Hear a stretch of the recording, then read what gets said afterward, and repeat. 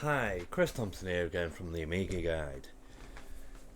First of all, before I go into what I'm going on about, I want you to smash that subscribe, ring that bell for notifications, and subscribe to my channel. And talking about subscribing to my channel, I would like to say thank you to Mr. Silverstrings for subscribing to my channel, and also Retro Nick's programming channel for subscribing to my channel. I am now on 20 subscribers, so thank you for that.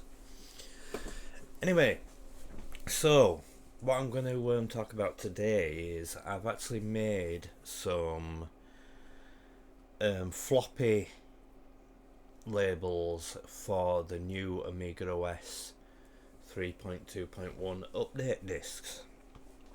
I noticed Hyperion hadn't made any, so I've basically updated the labels that Hyperion did make, and I've made them into 3.2.1 versions. And instead of the install disk being the install disk, it just says update on it. So yeah, and I've done classes with 3.2.1, Disk Doctor with 3.2.1, I've done all the local disks, all the module disks,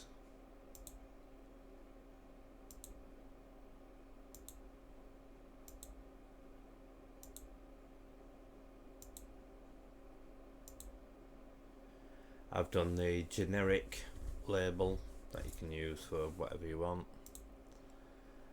I've done the Kickstart ROM label, so 1 and 2 for the Amiga 1200, and the one for if you've just got a system with one Kickstart ROM in it.